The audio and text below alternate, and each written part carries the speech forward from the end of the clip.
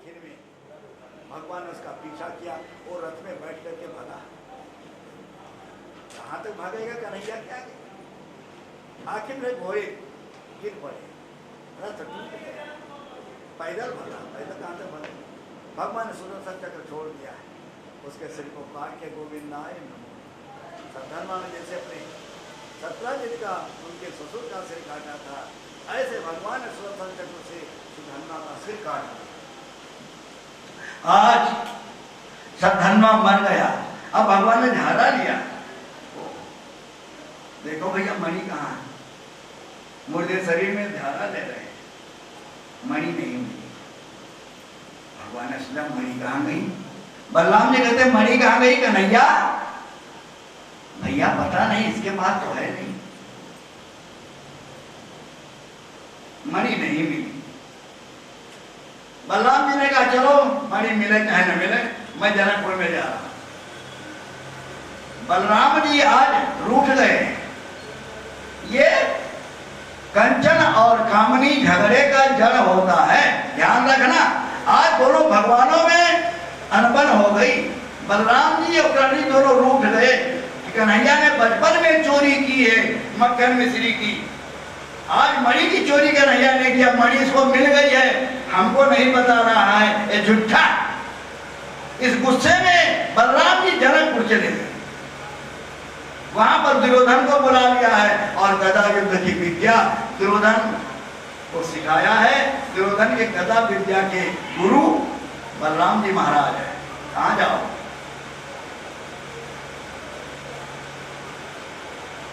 महाभारत के समय में यदि हमारे बलराम जी होते तो दूसरा ही महाभारत हो जाता। ये तो कन्हैया की राजनीति थी कि बलराम जी को तीर्थ करने भेज दिया और यहाँ महाभारत करवा दिया। नहीं तो जैसे कृष्ण पांडवों की तरफ खड़े थे, बलराम जी कौरवों की तरफ से खड़े होते, घमासान युद्ध होता। बड़ी विचित्र लीला है। दोनों भाइयों में अनबन हो गई। या मैं मणि के चक्कर नहीं पड़ता, तू जानते ना कहा नाराज हो गई महाराज। इसके बाद अक्रूर जी के पास द्वारकाधीश आए। काका मणि तुम्हारे पास तो नहीं है? हाँ बेटा हमारे पास है, अभी तक नहीं बताया। इनको अपने आप कहना चाहते कि मणि हमारे पास है, कि वही काका है, बंधन भक्ति के आचार्य, लोग के वसीभूत पर कहा नहीं। कहा अच्छा काका जी अब मणि तुम ही रखो, हमको नहीं चाहिए। झगड़े की जा, भाई भाई में झगड़ा करवा। इस प्रकार से ये लीला हुई। भगवान के 3 ब्याह हो गए, चौथा ब्याह द्वारकाधीश इंद्रप्रस्थ आई हुई, साथ में अर्जुन है। एक कन्या दिल्ली में यमुना जी में तपस्या कर। अर्जुन पास में पहुंचे, बेटी इसके लिए तो तपस्या कर रही, मैं द्वारकाधीश को प्राप्त करने के लिए तपस्या कर रही हूँ, कई जन्मों से कर। मैं सूर्य की पुत्री हूँ, यमुना मेरा नाम है। अच्छा, भगवान से जाकर अर्जुन ने कहा प्रभु यमुना नाम की एक लड़की आपको प्राप्त करने के लिए तपस्या कर रही, क्या क्या? भगवान ने कहा उसको द्वारका भेज दो, जब मैं द्वारका जाऊंगा तब विवाह करूंगा। यमुना को द्वारका भेज दिया गया, द्वारका में आ गई। इधर भगवान जब दिल्ली से द्वारका आए तो बड़े धूमधाम से माँ यमुना का और द्वारकाधीश का विवाह बड़े जोर शोर से सबको निमंत्रण दिया गया, विवाह हुआ यमुना के साथ। इस प्रकार से भगवान के 4 विवाह। 5वां विवाह उज्जैन में बिंद अनबिंद नाम के 2 भाई हैं, इनकी बहन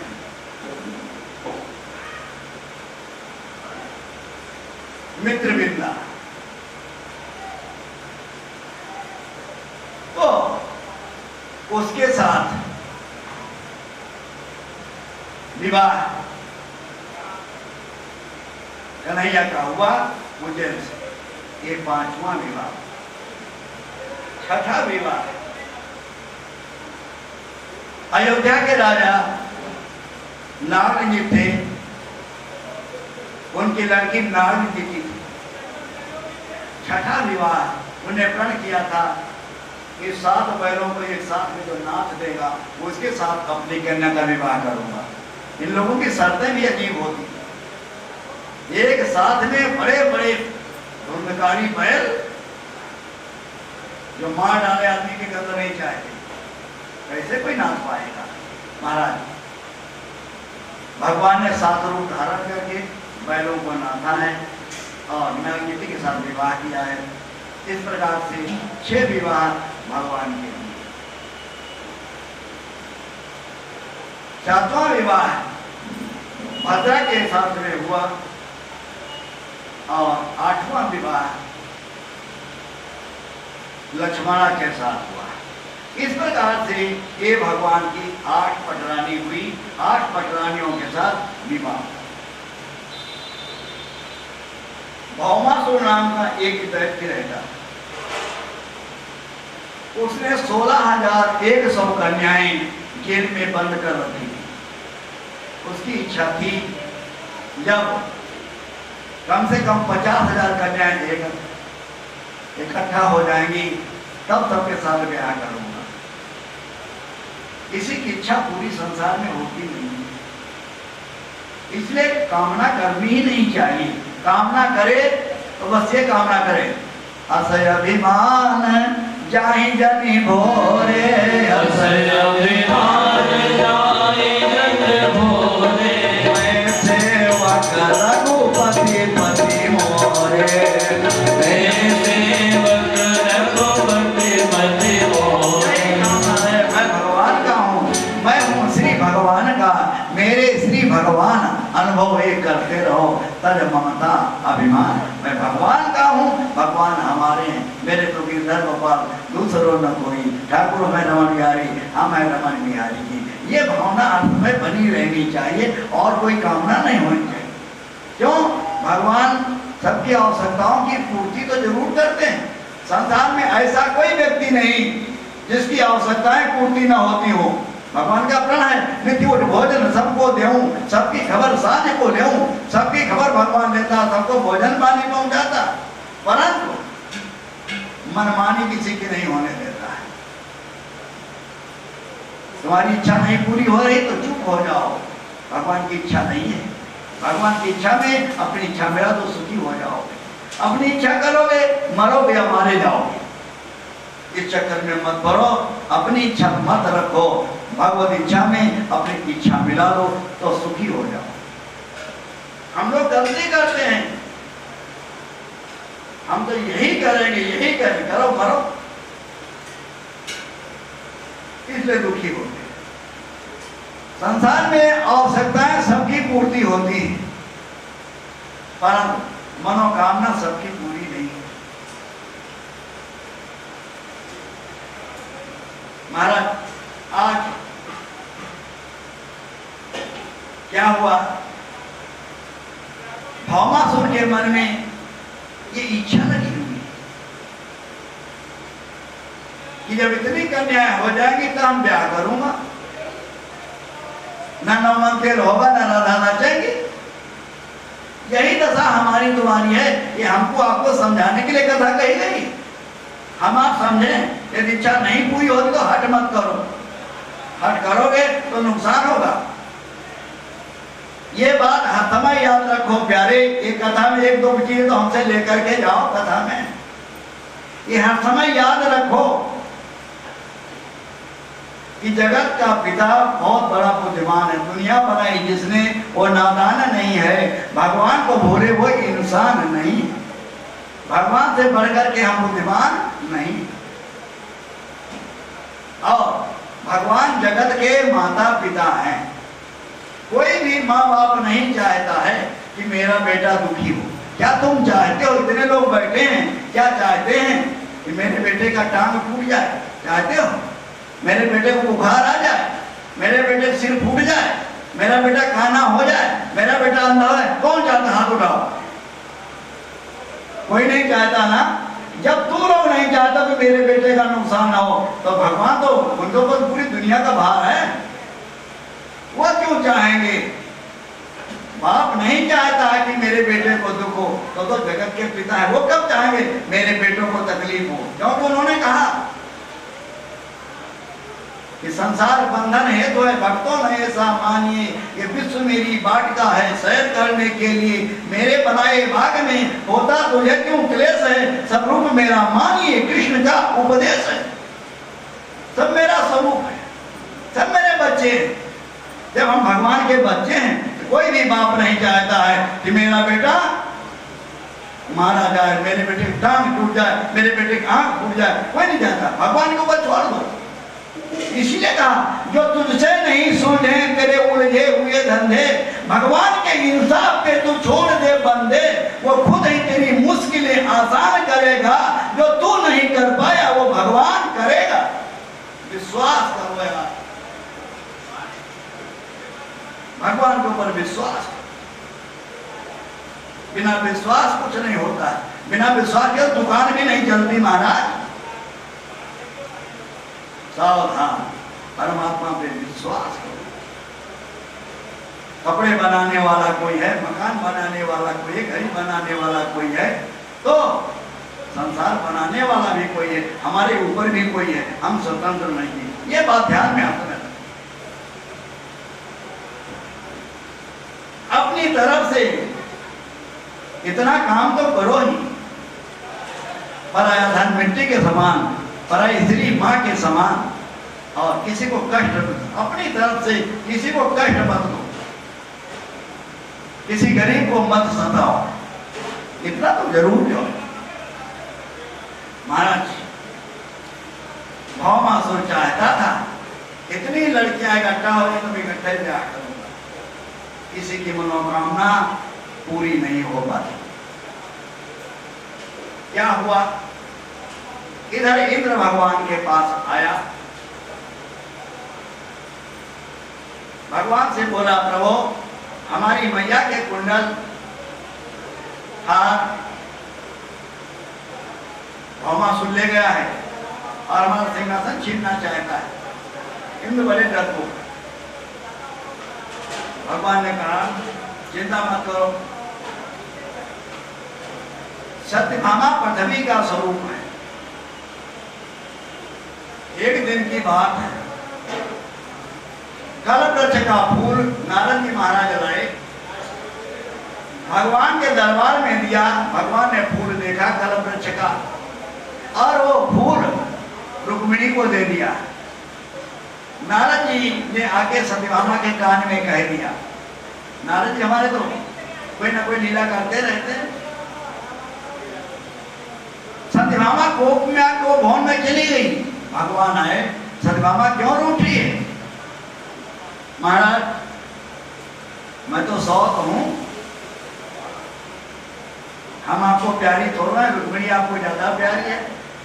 नारद जी फूल लाए कल्पवृक्ष का, आपने हमको नहीं दिया, रुक्मिणी को दे दिया। भगवान मुस्कुराने लगे। द्वारकाधीश सौतिया कहा तो होता है। अरे सत्यभामा इतने में तो रूठ गई, कोई चिंता न कर, कल्पवृक्ष का पेड़ तेरे यहां लगा दूंगा फुलवारी में, तमाम फूल गिरेंगे।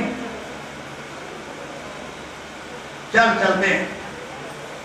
भगवान ने गरुड़ पे सत्यभामा को पीछे बिठाला है और भौमासुर के नगर में पहुंच गए। प्राग ज्योतिषपुर में भौमासुर रहता था।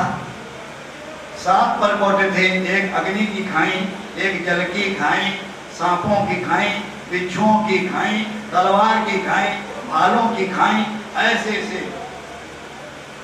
रक्षा के कवच बने हुए। भगवान के सब भाइयों को दूर के बोल कर अंदर पहुंच ललकारा है। भौमासुर युद्ध करने आया, घमासान युद्ध हुआ है। सत्यभामा घबरा गई। ये सत्यभामा का लड़का लगता है, क्यों? पृथ्वी का पुत्र है। भौमवार माने मंगलवार होता ना, तो भौम ये पृथ्वी का लड़का है। तो भौमासुर इसका नाम था, तो पृथ्वी का लड़का था। क्या हुआ, जब परेशान हो गई तो सत्यभामा कहती महाराज इसको क्यों नहीं मार रहे हो, इतना दुष्ट है, तंग कर रहा। जब सत्यभामा ने कहा, उसके भाग्य कुंडली में लिखा हुआ था जब इसकी माँ कहेगी इसको मारो तब मरेगा, वैसे नहीं मरेगा। तब सत्यभामा स्वयं बोली महाराज क्यों नहीं मार रहे हो, इतना तंग कर रहा है ये दुष्ट। बस भगवान ने मार दिया, गोविंद राय नमो नमः छोड़ दिया, मारा गया। 16,100 कन्याएं हाथ जोड़ करके खड़ी। भगवान ने कहा अरे देवियों तुम अब अपने अपने पिता के घर जाओ। कन्याओं ने कहा प्रभु अब मेरे को कौन राजा अंगीकार करेगा, इतने दिनों से तब यही है कि भौमासुर ने इनको रखा है, अब हम इसको क्यों रखेंगे, संसार नहीं छोड़ता है किसी को महाराज। ये भौमासुर के जेल में बंद नहीं, पता नहीं भौमासुर ने इनके साथ क्या क्या किया हो। बड़ी पवित्रता बनती, पवित्र बनती, कोई नहीं पसंद करेगा, कोई राजकुमार हमको प्रभु ग्रहण नहीं करेगा, आप भी ग्रहण कर लीजिए। भगवान ने सबको द्वारका भेज दिया और वहां से इंद्र के यहाँ आए। इंद्र के वन में महाराज भगवान ने कलम चौपाड़ा है लेकर के चले हैं, कुंडल आदि इंद्र को दिए हैं। अभी इंद्र बड़ा खुश था, जब पेड़ लेकर के बगीचे से भगवान चले हैं, इंद्र लड़ने आ गया। महाराज देखो वही इंद्र है, अभी तो खुदामद कर रहा था भगवान की, मान हम रक्षा करो रक्षा करो, अब भगवान से लड़ने आ गया। ये दशा है, मौके पे सब लोग साथ छोड़ देते हैं, भगवान से लड़ने आए, भगवान युद्ध के लिए तैयार हो गए। आखिर में इंद्र को पछाड़ दिया है, इंद्र क्षमा मांग करके चला गया। कल वृक्ष का पेड़ लाए सत्यभामा की फुलवाड़ी में लगाए, सत्यभामा खुश हो गई, फूल के पुष्पा हो गए। भगवान 16,100 कन्याओं के साथ विधि विधान से, वैदिक विधान से, कर्मकांडी ब्राह्मणों के द्वारा गठबंधन हुआ है। भगवान ने उतने रूप धारण किए और सबके साथ विवाह किया भावर भूमि। इसलिए अब भगवान का परिवार हो गया 16,108, 8 पटरानी और 16,100 रानी। विवाह हुआ है, भगवान का परिवार बढ़ा है। अब कैलकुलेट तुम कर लेना अपने आप। 16,108 से भगवान के संतानें हुई, 10-10 बेटा सबके हुई। अब तुम कैलकुलेट कर लो, कैलकुलेटर लेकर के, हमको गणित तो नहीं आती। तो 16,108 के 10-10 हुई, इतनी संतानें हुई और उनके नाते पोतों के भी 10-10 हुई, पोतों के भी 10-10 हुई। कितना बड़ा परिवार द्वारिका में हुआ होगा आप हिसाब लगा सकते हैं। इस प्रकार से यदुवंशियों की संख्या बढ़ी। भगवान द्वारिकाधीश द्वारिका में विराजे। इधर रुक्मिणी का भाई, उसके पोती हुई थी, उसका नाम रचना था। रचना का विवाह प्रद्युम्न के लड़के अनिरुद्ध के साथ तय किया। अनिरुद्ध जी महाराज प्रद्युम्न जी के लड़के थे और प्रद्युम्न जी रुक्मिणी के लड़के थे। ये भांजा हुआ और वो भांजे का लड़का अनिरुद्ध हुआ। तो अपनी रचना नाम की लड़की का विवाह अनिरुद्ध के साथ तय कर दिया। बरात बड़ी धूमधाम से बोधगढ़ नामक ग्राम में गए।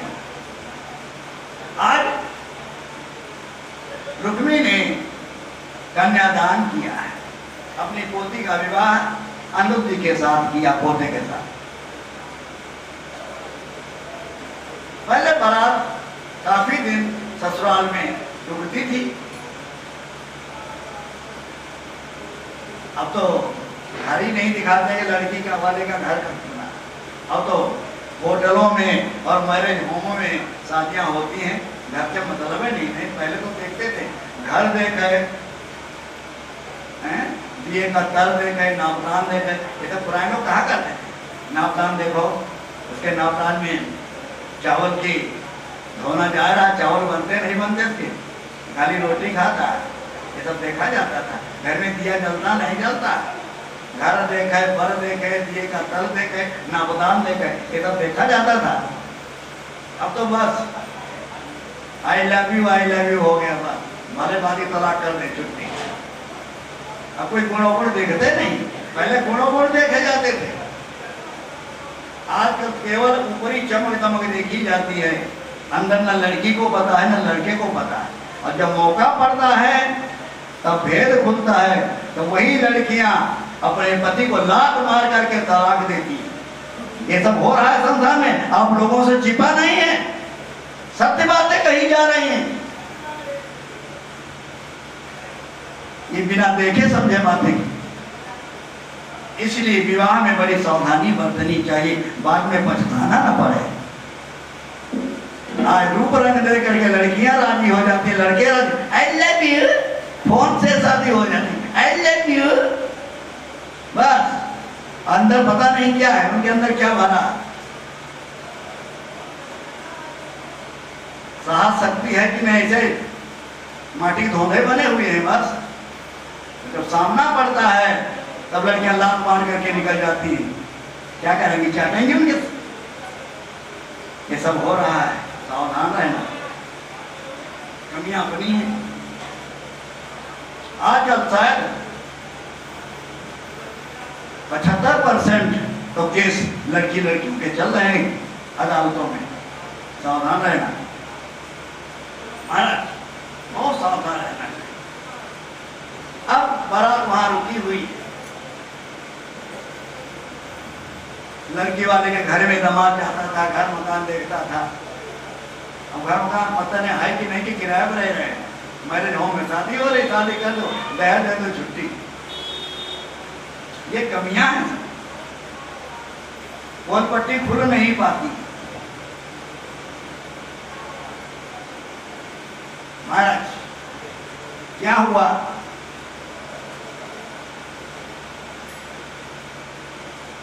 बारात रुकी हुई है। कलिंग का राजा था, वो रुक्मी से बोला यार बढ़िया गांव है, अब तुम्हारे समझी देवता आए हुए हैं, कृष्ण बलराम आए हैं, बलराम को जुआ खेलना नहीं आता है, ये जुआ हर एक घूमे रहा है और जुए ने फजीती कर दी। यदि शायद युधिष्ठिर जुआ ना खेलते, देख कष्ट न भोगना पड़ता। धर्मराज होके जुआ खेल रहे हैं, ये कमी। धर्म के अवतार है, जुआ खेल रहे हैं, काय के धर्मराज, ये सब कमियां हैं, इसीलिए विपत्ति झेलनी पड़ी। इन बातों पे विचार करना चाहिए, खाली इन्हें सुन लिया हो गया, इस पे विचार करो, कथा सुन के मनन करो। यार ये कमियां हैं। हम लोग कथा तो सुन लेते, फिर मुझे दुनिया वालों शराबी न समझो, मैं पीता नहीं हूं, पिलाई गई, उसी में लग जाते हैं, उसमें विचार नहीं करते हैं। शराब में कितने घर बिगाड़ दिए, कितना बंटाधार कर दिया, और हम फिर भी नहीं चेतते हैं। विषयों के जंजाल में फंसा ये मूर्ख चित्त, समझाए मानत नहीं, कथा सुन रहा नित्य। रोज कथा सुनता, रोज भागवत सुनते, बढ़िया बढ़िया कथा वाले लोग कथा सुनाते हैं, हम वहीं के वहीं हैं। 50 साल से 100 साल से हम कथा सुनते आ रहे हैं, पर हमारा परनाला वहीं गिर रहा है, हम वही दुष्कर्म करते जा रहे हैं। जग में सुखासक्त मानो, सुख शांत कभी भी पा न सके, सारे विज्ञानी जन मिलके सुख को दुख रहित बना न सके। हमने तुमने इस आकृति का सुंदर श्रृंगार किया, लेकिन ये वृत्ति विषयों से समझो, यदि अंदर प्रकृति सजा न सके। मोहरा समझा, लोग ब्यूटी पार्लर में जाकर के अपने मोहरे को खूब सजाते हैं। पहले तो हेयर कटिंग होता था, अब हेयर ड्रेसर्स होता है। कितना अंतर आ गया, तब और अब में कितना अंतर है। पहले बाल कटिंग होते थे, अब बालों की ड्रेस बनाई जाती है, कितना अंतर है। जरा विचार करो प्यारे, जहां तुम हो वहीं हम हैं, विचार करो। कथा विचारणीय है। बिना विचार के मनुष्य एक विचारशील प्राणी है। पशु में मनुष्य में यही अंतर है। हम जिस माँ बहन से पैदा होते हैं उसका ध्यान रखें, कितने भी शराबी कबाबी हो जाए, ये मेरी माँ है। माँ को देख करके डर लगता है, माँ को देख के हम गलत काम नहीं करते हैं। परंतु पशु भूल जाता है कि मेरी माँ है, कुत्ता है, सुअर है, गाय है, भैंसा है, सब भूल जाते हैं कि मेरी माँ है। बड़े हो जाते हैं, उन्हीं से दुष्कर्म करने लगते अपनी माँ से। ये होता है कि नहीं होता है? लोग रोज देखते हो। विचार करो प्यारे, विचार करो। ये कथा विचारणी, जब तक विचारोगे नहीं तब तक कहा नहीं कहे। ये जब तक मनुष्य विचारशील प्राणी है, बिना विचार के कार्य नहीं चलता है। इसलिए मनुष्य विचारशील होने से मानव कहलाया। महाराज क्या हुआ, आज कलिंग के राजा ने कहा, अरे रुक्मी, बलराम जी जुआ खेलना नहीं जानते, तुम इनको जुआ खिलाओ, जीत लो, फिर तुमसे हार मानेंगे, तुम्हारे आगे सिट पिट भूल जाएंगे। अच्छा ठीक है। कलिंग का राजा और रुक्मी ये सब जुआ खेलने लगे। बलराम जी को जुआ खेलने में बिठा दिया। युधिष्ठिर जुए के पीछे दुखी हुए, विपत्तियां आई। राजा नल जुए के पीछे दुखी हुए। प्यारे सावधान, जुआ और शराब ये पतन के कारण है, भूल करके उनके चक्कर में नहीं आना। महाराज क्या हुआ, अब बोलो संत भगवान की बड़ी कृपा। कोई यज्ञ भंडारा हो, कथा चल रही हो, भागवत हो रही हो, यज्ञ हो, संतों के दर्शन हो जाएं, समझ लो तुम्हारा यज्ञ पूरा हो गया। संत तुम्हारे यज्ञ को पूरा करने के लिए पधारे हुए धन्य है। यानी शीतलगढ़ के निवासियों, बुलंदशहर के निवासियों, ये तुम्हारे बड़े सौभाग्य का विषय है। ये संतों के दर्शन हो रहे हैं। संत दरअसल जिनमें पातक नहीं, संतों के दर्शन से पातक दूर होते हैं। इसलिए आओ संतों का स्वागत करो, संतों को आसन तो बिठा लो। गोविंद जय जय गोपाल जय जय, गोविंद जय जय गोपाल जय जय, गोविंद जय जय गोपाल जय जय, गोविंद जय जय गोपाल जय जय, राधा रमण हरि गोविंद राधा रमण हरि गोविंद जय जय। भगवान का वंदन और अभिनंदन है। प्यारे संतों का सदैव आदर करना, यही यदि संत में यज्ञ में संत पहुंचे तुम्हारा यज्ञ संपन्न हो गया। संतों की महिमा है, संतन की महिमा रघुराई, बहुविध वेद पुराण न गाई। संतन का पर्यटना जोई, गृह जन का उपकारक होई। नर का अंतरतम अपहारी, विज्ञ साधन रवि नमचारी। संतों का ग्राहकियों के घरों में जाना कल्याण के लिए होता है। संत रबड़ी मलाई खाने नहीं जाते, संत अपना सौभाग्य लेकर के जाते हैं, तुम्हारे सौभाग्य को बनाने जाते हैं। इसलिए प्यारे संतों का आदर करो। संतों के को देख करके कभी हंसी मस्करी नहीं का। संतन से हंसी जग जोई, नरक निशानी जाने सोई। संत कैसे इसी प्रकार के अष्टावक्र को देख करके लोग हंसी उड़ाते थे। कोई अजगर बना, कोई सांप बना, कोई कुछ बना। संत जरूरी नहीं कि सब संत सुंदर ही हो, संत टेढ़े मेढ़े भी होते हैं। अष्टावक्र जी 8 जगह से टेढ़े थे, उनको देख करके हंसी मत उड़ाओ, उनको देख के हंसी मत करो, उनको प्रणाम करो। संत भगवंत होते हैं। बंदे को खुदा मत कहो, बंदा खुदा नहीं, लेकिन खुदा के नूर से बंदा जुदा नहीं। संत भगवंत होते हैं। महाराज आज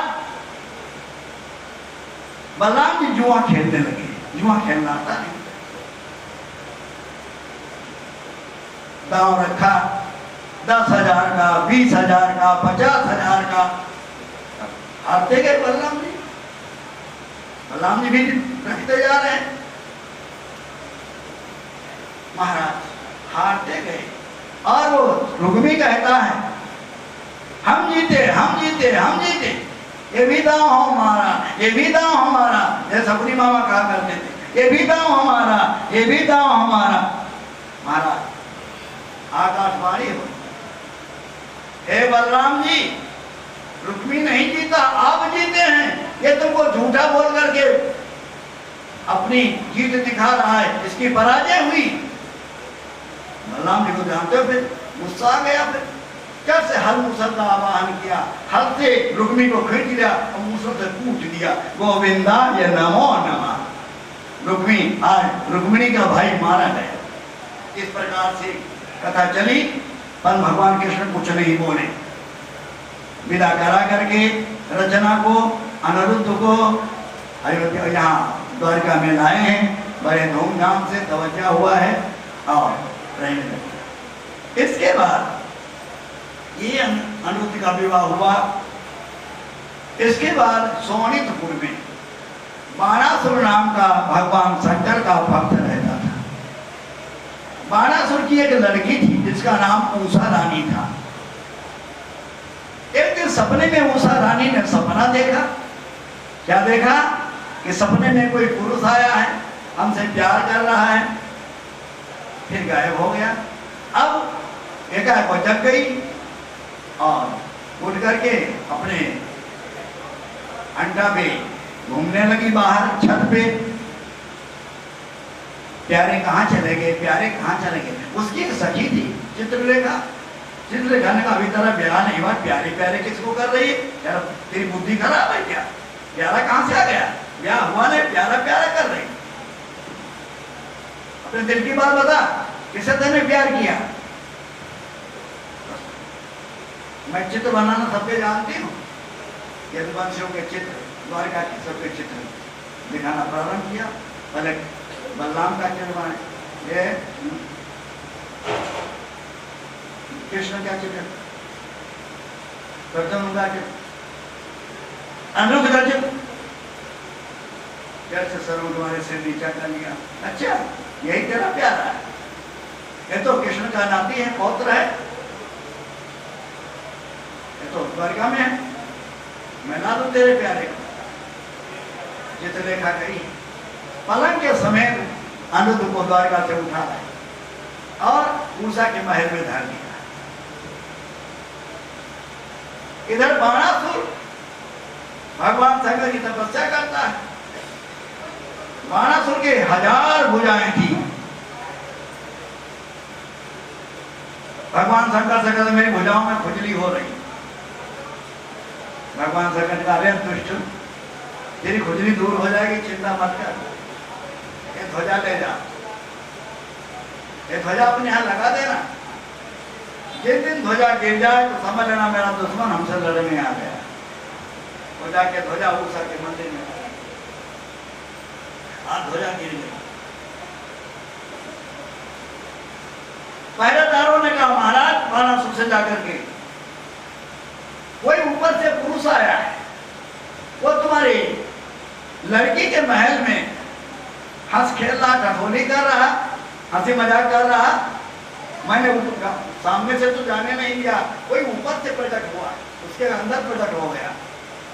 बाणासुर दौड़ता दौड़ता आया है, देखा दोनों को पकड़ लिया है, अनिरुद्ध जी को और उषा को आड़े हाथों लिया, अनिरुद्ध जी को जेल में डाल दिया है, नजरबंद कर, उषा को नजरबंद कर दिया, कहीं जाने न पाए। इधर द्वारका में हल्ला मच गया है। अनिरुद्ध कहाँ गए, अनिरुद्ध कहाँ गए। नारद जी ने जाकर के कहा कि अनिरुद्ध तो बाणासुर की जेल में बंद है। भगवान चल पड़े, अपना नाती होता है भाई, कैसा भी हो, यद्यपूत कपूत गौ पिता को लाज, माँ बाप को चिंता होती है। भगवान ने भैया को नहीं बताया, अभी बलराम को नहीं बताया, रथ लेके भाग पड़े।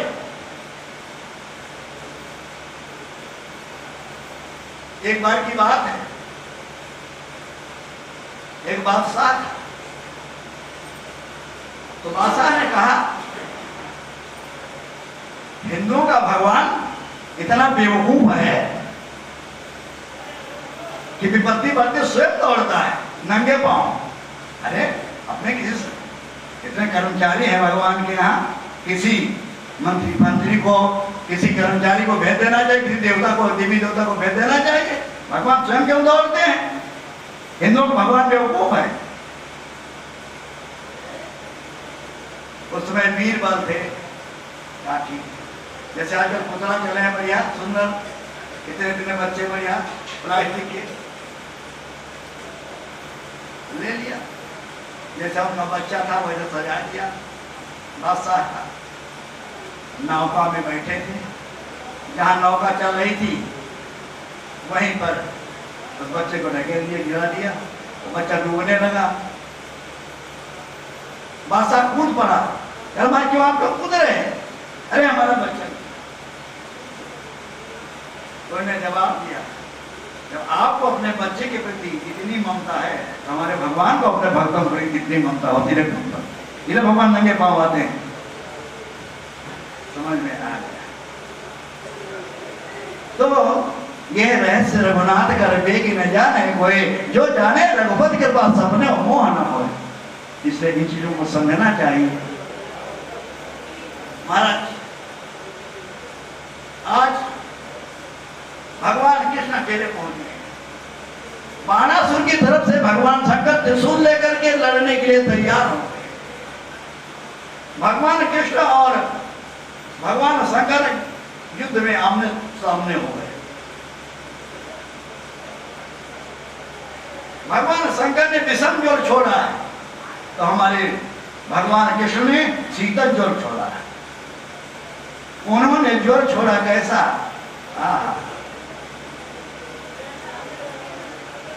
हाथ पांव सब गर्म हो रहे हैं, तो इन्होंने चूड़ी का ज्वर छोड़ दिया, मलेरिया छोड़ दिया, ठंडी से आने लगा। ऐसा ये तब से सब चालू हुई। कोई ना कोई कारण है, कोई ना कोई रहस्य है। एक झोली में फूल, एक में कांटे, कोई कारण होगा, तो बिना कारण के कार्य नहीं होता। महाराज क्या हुआ? अब शीतल ज्वर, विषम ज्वर चालू हो गया। आखिर में बाणासुर लड़ने आया है। भगवान अकेले, सेना। भगवान ने अपने बाणों से बाणासुर के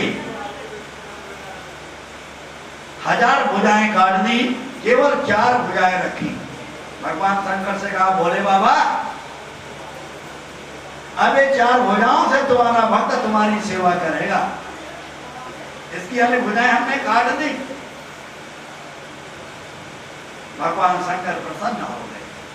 प्रभु हमारे भक्त पे कृपा करो, इसको क्षमा करो, अपराधी है। और हम भी अपने भक्त के वशीभूत हो गए। हमारे भक्त पे आपत्ति आई तो हम भी अपने भक्त के लिए तैयार हो गए। भगवान मुस्कुराने लगे। कृष्ण कहते हैं, शिवद्रोही मम भक्त कहावा, स्वर्णर सपने मोह न भावा, शंकर प्रिय मम द्रोही, शिवद्रोही मम दास, स्वर्णर पर कलवर घोर नरक महवास। जो शंकर से द्रोह करता है वो मेरा बैरी, जो मेरे से प्रेम करे, शंकर से द्रोह करे, वो भी मेरा बैरी। शंकर में और कृष्ण कहते हैं मेरे में कोई अंतर नहीं है, सब हम और शंकर एक। रामेश्वरम की स्थापना हुई, कल आपको बताया गया था, परसों। कहा भाई रामेश्वर का अर्थ क्या हुआ? तो भगवान राम कहते हैं राम का ईश्वर है जो, उसे रामेश्वर कहा जाता है। शंकर जी से पूछा गया ये रामेश्वर कैसे हुए? तो कहते हैं राम ही है ईश्वर जिसका, उसे रामेश्वर कहते हैं। राम शंकर को बड़ा मानते हैं, शंकर राम को इष्टदेव मानते हैं। इस प्रकार से दोनों में अभिन्नता है। इसलिए शंकर और रामकृष्ण में भेद नहीं मानना चाहिए। जो भेद मानते हैं वो नरक जाएंगे। कोई अंतर नहीं, परमात्मा एक है। चक्करबाजी में मत पड़ो। पति एक होता है, तमाम थोड़े होते हैं।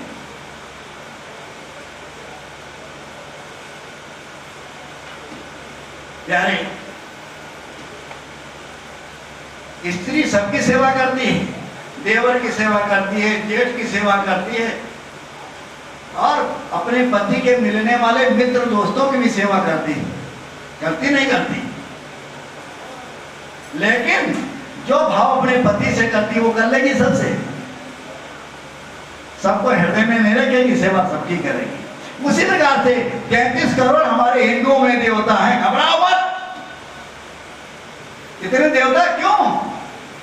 जिसमें तुम्हारा मन हो उसकी पूजा करो, बस एक हृदय में रखना, एक म्यान में दो तलवारें नहीं समझाती।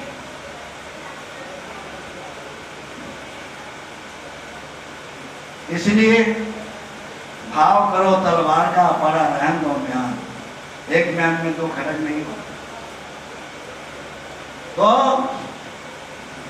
केवल एक पे निष्ठा रखो, ये नहीं। हनुमान जी की भी प्रार्थना करते हैं, किसी अपना पति बनाया नहीं, अपना ईश्वर मानना नहीं, हनुमान जी की भी पूजा करते हैं। सबकी पूजा करो, पूजा करना मना नहीं, परंतु किसी के हो जाओ ना, हमने रो के सीखा है ना हमने हंस के सीखा है, जो थोड़ा सा सीखा है किसी के होके सीखा, किसी के बन जाओ। गुरु एक, माला एक, इष्ट एक, पति एक, ये सब एक होने चाहिए। दो नाव पे चलने वालों के चदरे फाट जाते हैं, जब दो नौका पे चलेगा तो गिरेगा बीच में खड़ा। इसलिए एक पे निष्ठा रखो, चाहे राम को मानो चाहे शंकर को मानो, तो किसी एक को पकड़ लो, पूजा सबकी करो। जैसे पतिव्रता स्त्री देवर को भी खिलाती है, जेठ को भी खिलाती है, उसके इष्ट मित्र आते हैं। अब तो घर में भाई साहब नहीं है, कोई आया मिलना, भाई साहब कहाँ गए? अभी आ रहे होंगे, बैठो मैं पकौड़ी बना रही हूँ, पकौड़ी खाओ, चाय पियो, ठंडी है, अभी जाना नहीं, जब हमको डांटेंगे तुम्हारे भैया जी, खिलाती पिलाती। इतने में आगे भाई साहब बड़े खुश हुए, वाह, तुम कहने लगे वाह भाई, इतना भाभी जी प्यार करती हैं, इतना प्यार तो हमारी घरवाली भी नहीं करती। ये जीने की कला है, ये जीने का ढंग है। रास्ते में मिल गए, यार हम तुम्हारे घर पे गए थे तो आप मिले नहीं, कोई पानी वानी पिए? अरे भाभी जी कहीं मानने वाली, इतना प्यार करती है, आप भी नहीं करोगे, बड़े खुश हो जाओगे। तो तुम्हारी इज्जत के लिए भाभी जी प्यार करती हैं, उनके हाथ पाथ से उनको प्यार नहीं है, जिससे हमारी पति की बदनामी ना हो जाए। घूंघट काढ़े बैठी रहे, कहाँ गए भाई साहब? मैं सब लाए, पतो ना है, कहाँ गए? भूखे मिटा लाओ, या गरम गरम जल भी नहीं पिलाया उसने। इतनी हमारी भाई घर वाली बिल्कुल पुटिया है, गरम जल भी नहीं दे सकी, कुल्ला दे सकी, ऐसे कहोगे। इसलिए प्यारे ये घर की इज्जत है, माताएं घर की इज्जत है, बिना रहने की घर की शोभा नहीं होती। इसलिए माताएं घर की इज्जत है। तो माताएं सबका ध्यान रखती, पति के दोस्त आएंगे उनको भी बैठा लेंगे, देवर आएंगे उनको भी, जेठ आएंगे उनको भी, परंतु जो अपने पति से संबंध है वो किसी से नहीं मिले। यही धर्म है, यही मर्यादा है, यही जीने की कला है, ये सीखो। ऐसे शर्म किस काम की कि अपना धर्म ही छूट जाए? घर की मर्यादा। महाराज आज बलराम जी को गुस्सा आया है, हल से खींचा मुझसे टूट दिया, गोविंदाय नमः। महाराज मारा गया रुक्मी, भगवान के कुछ नहीं बोले, रचना को और अनुज को लेकर के आए हैं। हाँ ये सब हो गया।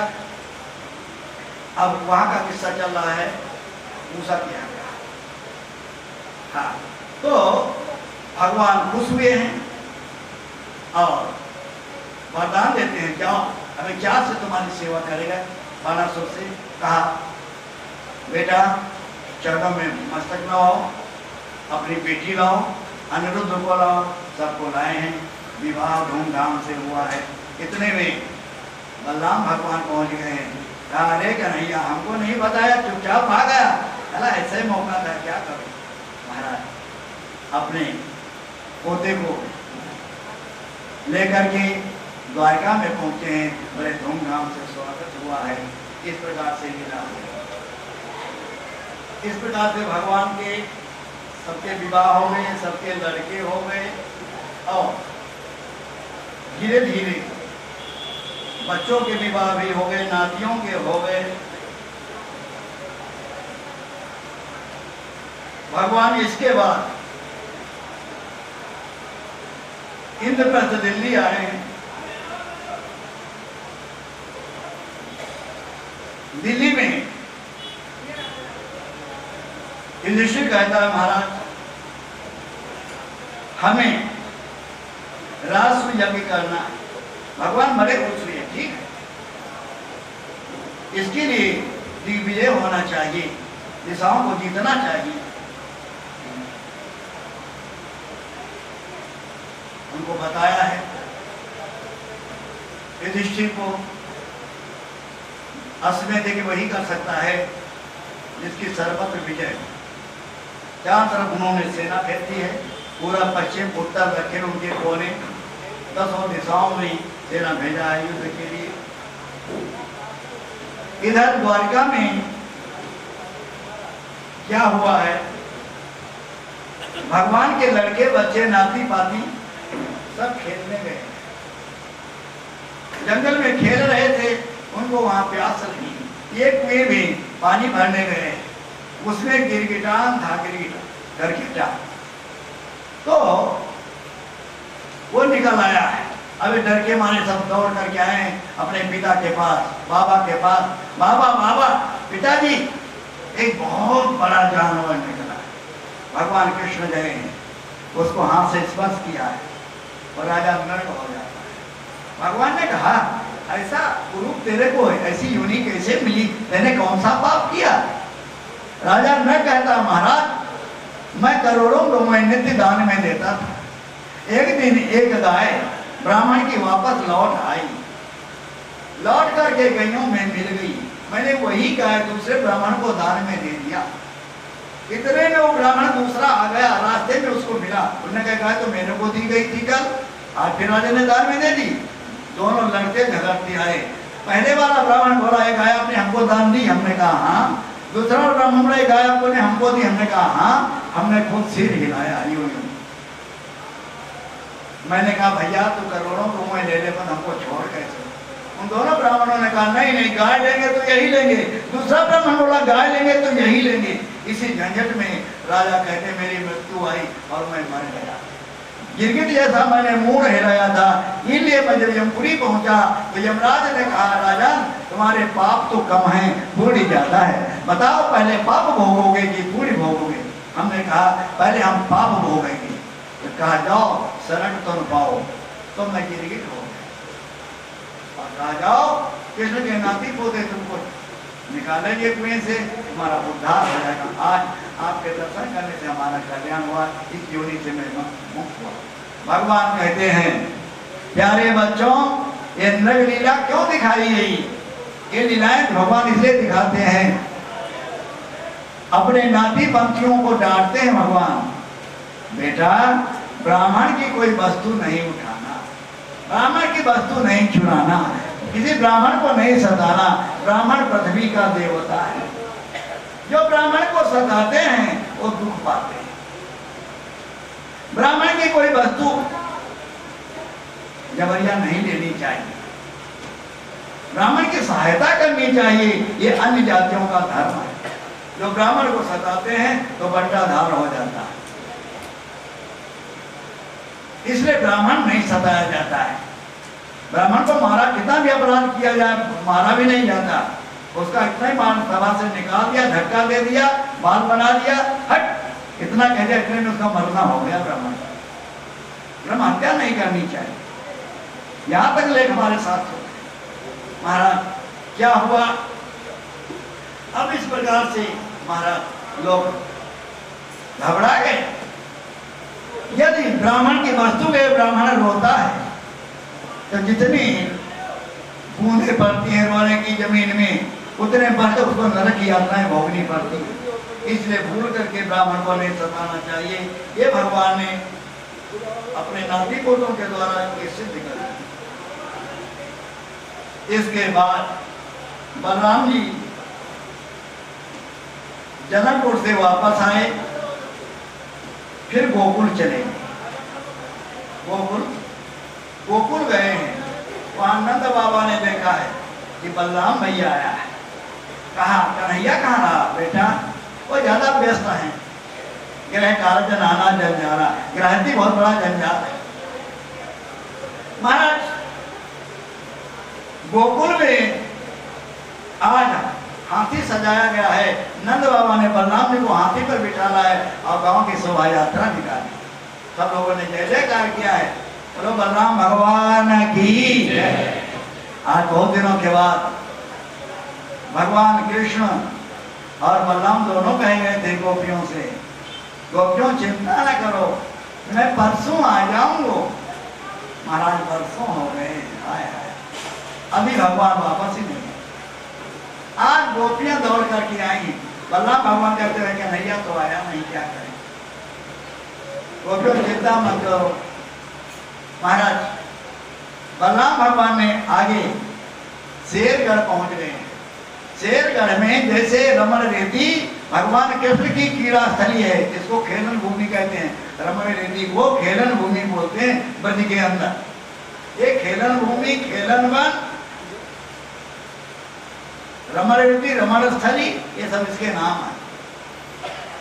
तो यहाँ पर भगवान खेलते हैं।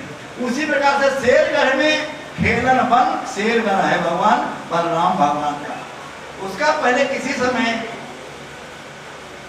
जो है शेषगढ़ नाम था। जब शेर शाह सूरी दिल्ली में शासन करने लगा, शेर शाह सूरी ने शेषगढ़ हटा करके शेषगढ़ माने बलराम जी का गढ़, शेषगढ़ हटा करके शेरगढ़ कर दिया। ये जितने नाम बदले हुए हैं ये इनके शासनकाल में बदले गए। प्यारे सावधान, ये इनकी अल्पज्ञता है, इनकी मूर्खता है। जब एक शेर शाह सूरी राजमार्ग बना तब शेरगढ़ कर दिया गया, शेषगढ़ हटा कर। ये सब नाम बदले हुए हैं,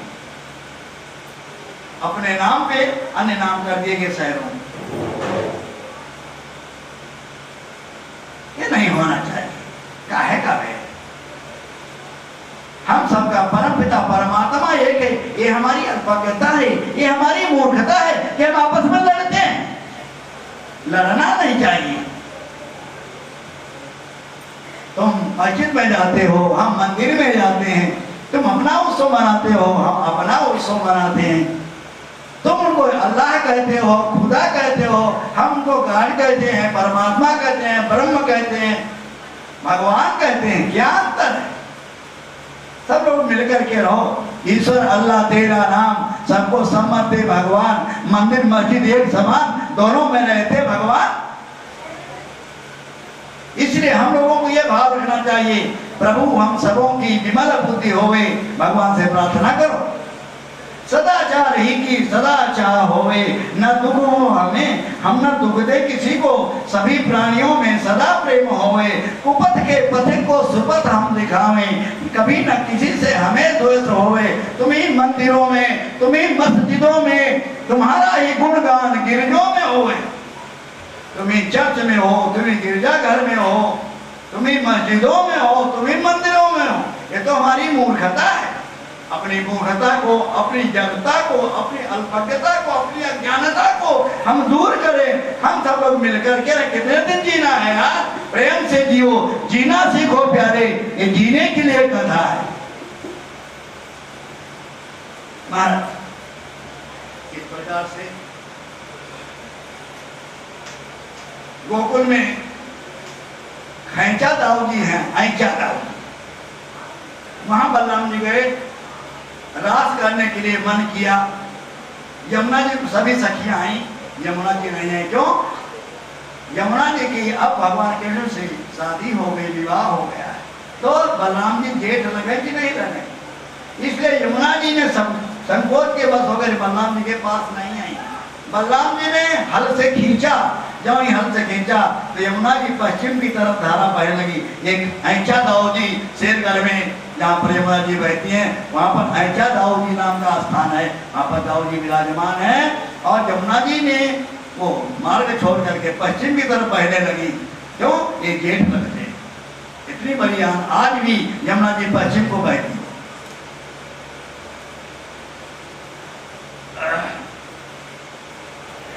इसके बाद एक पौंडक नाम का राजा था मिर्जापुर जिले में, काशी के पास मिर्जापुर है, जहां विंध्याचली देवी है, मिर्जापुर जिले में। तो पौंडक नाम का राजा, उसने क्या किया, तो नकली हाथ लगवा लिए लकड़ी की। जैसे एक बार जुगनू के मन में बात आई, क्या? जुगनू बोले सूर्य से हम बिन जग अंधियार।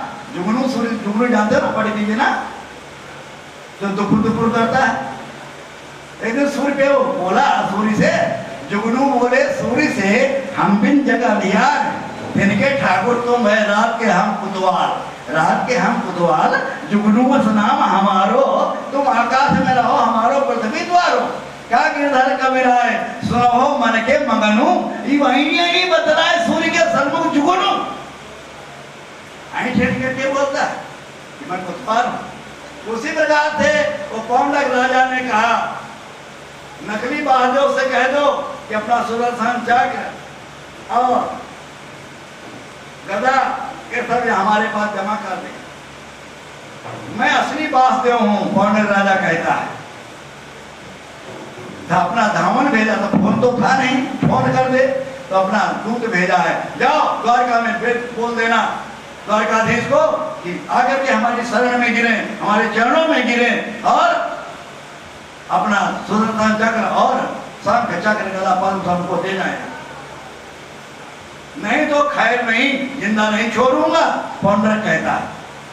क्यों? ही सभा में दूत गया है, भगवान समझे बड़ी जो ठट्ठा मार करके हंसे, ये तो जुगनू जैसी बात हो गई भाई। ये जुगनू सूर्य से कहता हमारे बिना अंधियार है, ये नकली बात हो, इतना कर रहा, जाओ जाओ अपने राजा से कह देना कि मरने के लिए तैयार रहे, उसके शरीर को गिद्ध और कुत्ते खाएंगे, मैं आ रहा हूँ। कहते तैयार हो जा लड़ने के लिए। भगवान गए द्वारकाधीश मिर्जापुर जिले में, और सबसे पहले उसके नकली हाथ खत्म किए, दो हाथ वहां न रह गया। इसके बाद भगवान ने उसको मारा, इसका धरती में सर काट लिया, पौंडक मारा गया है।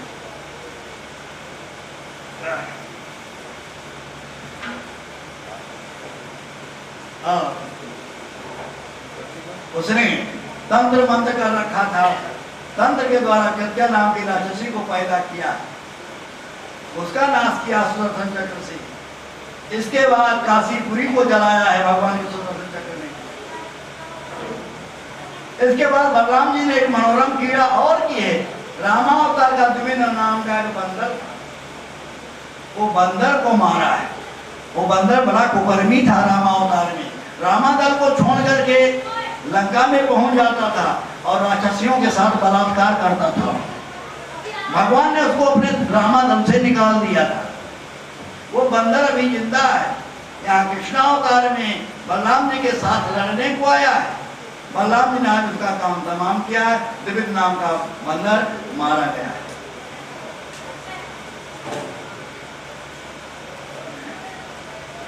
इसके बाद सांब जामवंती का लड़का, भगवान का लड़का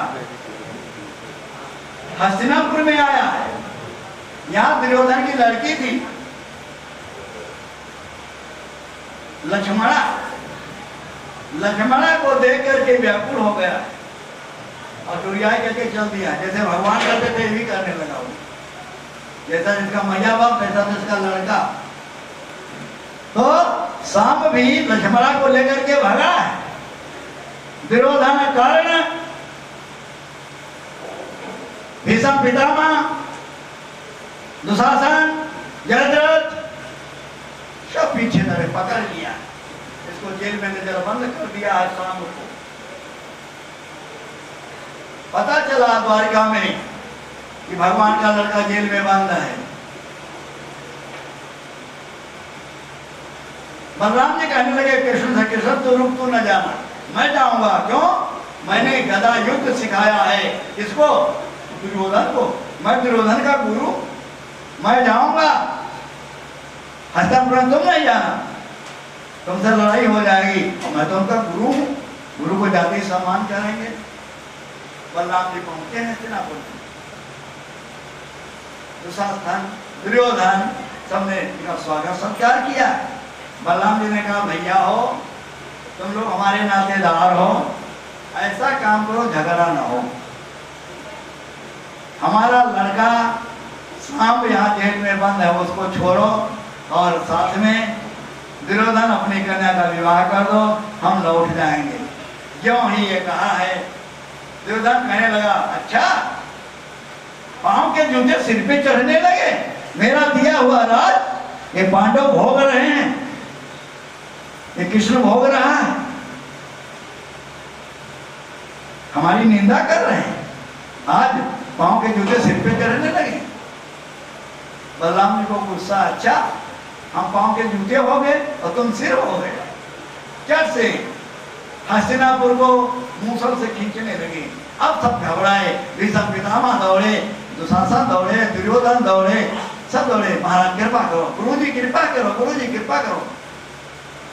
बिन भय प्रीति होय नहीं देवा, बिन भय प्रीति होय नहीं देवा, करहु लाख बैरी की सेवा, करहु लाख बैरी की सेवा। बिन भय होय न प्रीति, जब तक भय नहीं दिखाओ नहीं मानते। अब तुम डर गए। अपनी लड़की लक्ष्मणा को शाम के साथ ब्याह देते हुए दहेज में बहुत सा दहेज दिया है, और डोली विदा करते हैं। भगवान बलराम डोली लेकर के द्वारका में पधारते हैं। दर्शन हुई है द्वारकाधीश की, रानियों ने दर्शन किया है, पूजन किया है, और अंदर प्रवेश। इस प्रकार से लीला हुई है महाराज। इसके बाद नारद जी के मन में आई, यार एक औरत होती है तो आफत आ जाती है। भगवान के 16,108 हैं, इनकी क्रांति कैसे चलती हो? एक चोर था, पकड़ा गया, जज के सामने खड़ा किया गया। वो हाथ जोड़ के खड़ा हुआ, सरकार एक बात मैं पहले बता देता हूँ। हाँ क्या बात है, बोल दो महाराज, सुन लो पहले, ध्यान देखिए। हमको जो दंड देना चाहो दे देना, हम सब भोगने को तैयार हैं, परंतु दो पतियों वाला पति नहीं बनाना, दो औरतों वाला पति नहीं बनाना। क्यों, ये क्या कारण है? महाराज मैं चोरी करने गया था, चोरी पूरी तो कर नहीं पाया। एक सेठ के दो औरतें थी, 2 मंजिल मकान था, एक जीना पर से खींच रही टांग पकड़ के, सैया बुढ़ान घर में दुई दुई नारी, छोटको कहा हम नीम सा देवे, बड़कों की गंगा जी की तैयारी, सैया बुढ़ान घर में दुई दुई नारी। वो कहते हम नीम घाट चलाएंगे, कहते नहीं हम गंगा जी चलेंगे। सहमति आ गई, दोनों में झगड़ा, बड़ी मुश्किल। वो कहते हम लड्डू खाएंगे, कहते नहीं खीर बनाएंगे। ऊपर वाली कहती मैंने खीर रांधी है बढ़िया, प्योर गाय के दूध की, केसर डाला, कस्तूरी डाली, आओ ऊपर बुढ़ो खाइयो, नीचे टावर यहाँ खाएंगे। देखो हमने गाजर का हलवा बना, खाओ देसी घी डाल करके, ये जो है गाजर का हलवा खाएंगे कि वहां जाएंगे। इस प्रकार से झगड़ा होता है। मैं ये झगड़ा देखने लगा, ऊपर वाली ऊपर खींच रही हाथ पकड़ कर, नीचे वाली नीचे खींच रही, इसी में मैं पकड़ा गया, कोतवाल गया, मेरे को पकड़ लिया। तो महाराज ये 2 औरतों वाला दंड हमको नहीं देना, और कुछ भी दंड दे देना। तो वही नारद जी ने सोचा, जिसके एक के 2 होती है वो आफत आ जाती, सौतिया क्या होता है। भगवान के 16,108 हैं, तो बड़ा गड़बड़ होता होगा यार, कैसे संभालते होंगे? कोई को भोर में जाती हो, कोई रूठ जाती हो, सौतिया ब्याह होता हो, भगवान कैसे संभालते होंगे? अब नारद जी 16,108 कोठियां बनी है द्वारिका में। नारद जी सवेरे से लेकर के शाम तक घूमते हैं, दूसरे दिन भी सवेरे से शाम तक, तीसरे दिन भी शाम, दोपहर सवेरे से शाम तक महीनों घूमते रहे कि देखें भगवान कैसे गृहस्थी चलाते हैं। ग्रह कारज नाना जंजाला, गृहस्थी बहुत बड़ा जंजाल है महाराज। एक औरत तो नचा देती है, जिसके 16,108 होंगी उसकी क्या दुर्दशा भाई होगी। तो महाराज जी इस प्रकार से नारद जी ने परीक्षा लेने का विचार किया। बाबा लोग तो बड़े विचित्र होते हैं। महाराज अब जिस घर में ये जाएं